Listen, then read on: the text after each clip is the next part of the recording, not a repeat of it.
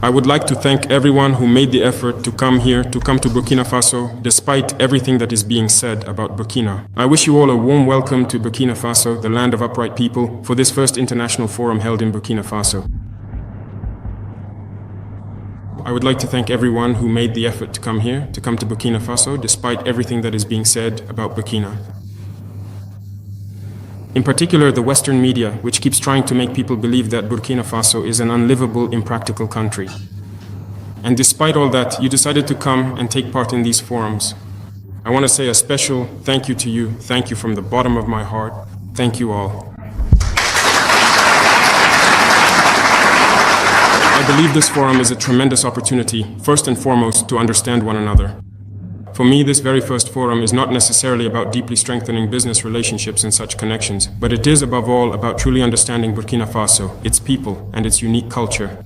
So, right away, I mentioned the image of Burkina Faso as portrayed by certain media and some nations, but the most important thing is to understand the revolution in Burkina Faso.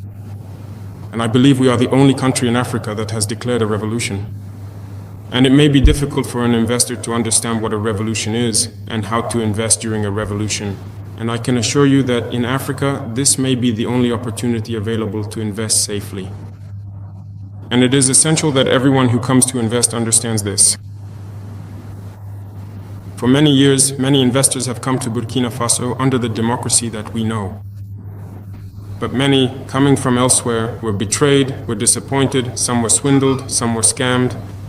They were hurt in the ministries or faced many refusals for permits. They were confronted with corruption, with many issues that prevented them from establishing themselves in Burkina Faso. Some, everyone tells us, because many investors came back to us and explained to us all their misadventures in Burkina Faso during this year of democracy. And that's the downside of politics in Africa. Today we are in a revolution and no one needs to submit an approval and wait for years, or as it used to be made to run around before being able to set up. We do things with complete transparency.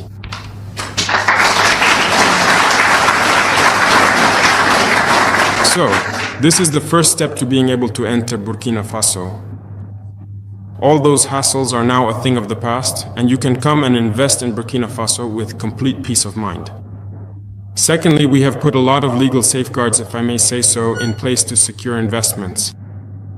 And I think there is a whole range of texts that you can read to better understand why we want to protect the investments of nationals and also those who come to invest in Burkina Faso.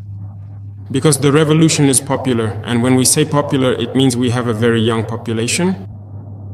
And it would be mere stalling tactics to proclaim from the rooftops that we are fighting for youth employment without thinking about industry, about processing, in other words, about investment. And we believe that for young people to have jobs, we need to develop industry, we need to have local processing. And so, who better than investors to support and provide jobs for the youth? And so, this is also one of the missions of our revolution. And thank God, Burkina Faso is a very resilient country, very young, and extremely hardworking. We have a youth today who are fully committed, body and soul, to their work, because we have succeeded in changing many mindsets, in getting people back to work, and the results are being felt. So that's one more compelling reason to be truly confident about investing in the promising nation of Burkina Faso and to have the absolutely necessary and highly qualified workforce readily available to support you as well. Now, something else I wanted to say to your investors is this unique characteristic of Burkina Faso in Africa. Let's be honest, I just gave a few examples right now. Burkina Faso is no longer operating in that way.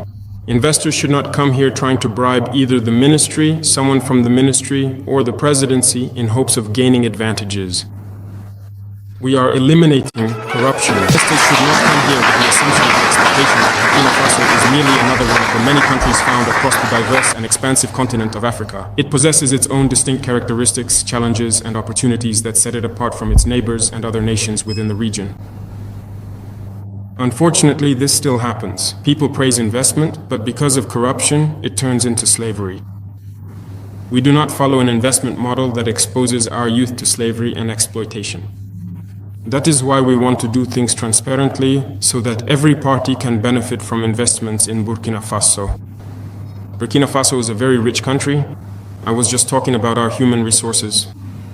We also have an immensely rich subsoil with various types of materials. We therefore have fertile land for agriculture, and the government is putting a lot of energy and money into supporting our producers. We also possess many other valuable assets of integrity and significant value that can be effectively leveraged in the dynamic field of investment. Therefore, I warmly invite all of you to thoroughly explore this extensive range of exciting possibilities, to carefully look into it and fully understand that there are indeed numerous promising opportunities available in Burkina Faso. We are here to support sustainable approaches with mutual respect for investments in Burkina Faso. We want to process our raw materials locally. So we need industries. When we talk about raw materials, we mean materials from the subsoil. We want the limestone we have to be processed into clinker in Burkina Faso and then turned into cement. We want our phosphate to be processed locally into fertilizer. We want our dolomite to be processed into lime on site. We want our manganese to be processed locally. We want our copper to be processed locally, and so on. We have great potential in terms of minerals, but we want to exploit and process it locally for the benefit of Burkina Faso's youth and the investors who will come. As for our agricultural products, we need to process a lot of them locally. As I said, the government heavily subsidizes agriculture, and that's only natural. Burkina Faso is a vast hub where we can set up many industries to produce everything we need and supply the rest of the world. Because we have a hard-working youth, and they just need a little push to get going. So this is an open opportunity for employment. And the government is willing to partner with you to ensure that your investment is secure. And that is therefore very important. Energy, which is a major challenge, has attracted many investors in the energy sector. And so we have instructed the Ministry of Energy to open up to anyone who wants to come and set up thermal power plants in Burkina Faso to produce and work with Sonabel. They are welcome as long as it is done properly, and I think there is absolutely no problem with that, since all industries will inevitably need energy. So for those coming for industry and those coming for energy, I think there is a clear correlation that can be established. In addition to all this, I would also like to engage you, the Burkinabe economic operators, the Chamber of Commerce. So in the past, there have been several times when economic operators already coming from elsewhere have scammed, defrauded, and deceived. And I want you to place above all else the values of integrity of Burkina Faso. These are things we will not tolerate and will suppress with the utmost determination. Here, we learned that someone who came from abroad to invest in Burkina Faso was betrayed by a Burkinabe. So, I call upon everyone present here to and strictly by the book. So in terms of security and transport infrastructure, Burkina Faso is playing its part. We are actively fighting on the ground to reclaim all of our precious land so that we can secure all vital investments, but we are also diligently working hard to build many essential roads to allow you to transport goods and everything else freely, safely, and efficiently. So once again, I welcome you all, and I hope that everyone will benefit from this forum, that it will be ambitious, as you like to say, that investors will be able to meet each other or connect with the relevant institutions, and that together we can set Burkina Faso on the path to development, along with the friends of Burkina Faso.